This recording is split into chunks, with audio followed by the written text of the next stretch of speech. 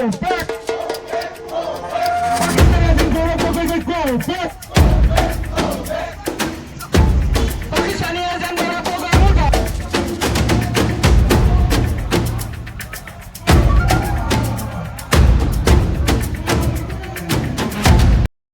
কাৰ্যকৰ্তাসকলে Gaurav Gogoi Pakistani agent আৰু তেওঁ ল'ৰা ছোৱালীকেইটা আজিও ভাৰতীয় নাগৰিক অন্তৰ্ভুক্ত নহ'ল, নাগৰিকতা লাভ কৰিব নোৱাৰিলে।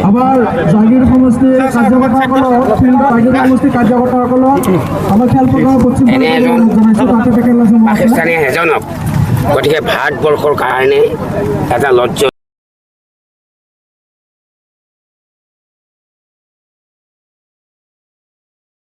বিষয় কিয় জনসাধাৰণ দেশখনক চিন্তা কৰি আছে। অসমৰ জনপ্ৰিয় মুখ্যমন্ত্ৰী ডক্টৰ হিমন্ত বিশ্ব শৰ্মা ডাঙৰীয়াই অসমখনক উন্নয়নশীল 5খন ৰাজ্যৰ ভিতৰত কেনেকৈ অংশগ্ৰহণ কৰিব পাৰি তাৰ জনে প্ৰতিযোগিতা চলিছে। এনে এটা সময়ত কংগ্ৰেছে APCC সভাপতি গৌৰৱ গগৈ ভাৰতদ্ৰোহী ৰাষ্ট্ৰপতি হিচাপে পৰিগণিত হৈছে। আজি আমি 30,000 অধিক আমাৰ মৰিগাঁও জিলা ভাৰতীয় জনতা পাৰ্টীৰ কাৰ্যকৰ্তাসকলে এই প্ৰতিবাদী কাৰ্যসূচী ঘোষণা কৰিছোঁ।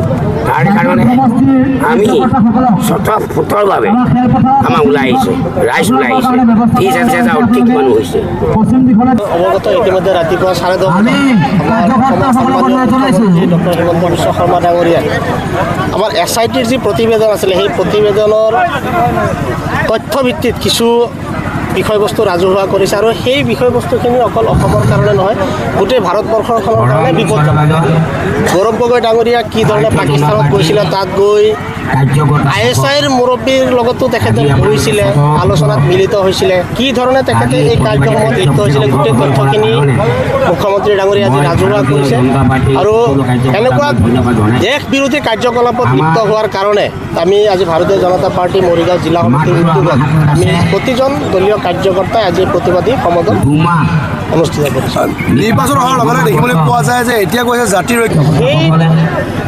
তেখেতে যিখিনি প্ৰশ্ন কৰিছে তাৰ উত্তৰ মই ভাবোঁ অসমৰ জনসাধাৰণে দিব।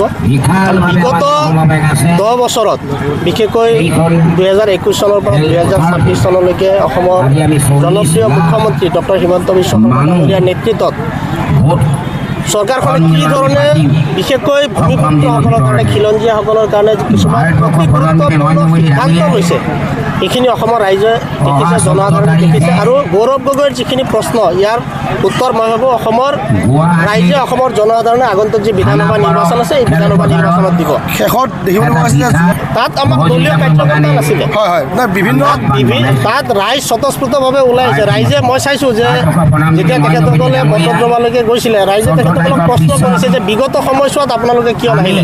তেখেতৰ পিতৃৰ স্বয়ং 15 বছৰ অসমৰ মুখ্যমন্ত্ৰী আছিলে, সেই সময়খিনিত মতদ্ৰৱ আমাৰ গুৰুজনাৰ যি জন্মস্থান তাৰ কাৰণে একো কাম কিয় নকৰিলে, সেই প্ৰশ্নখিনি কিন্তু ৰাইজে স্বতঃস্ফূৰ্তভাৱে গৌৰৱ গগৈ ডাঙৰীয়াক সুধিছে।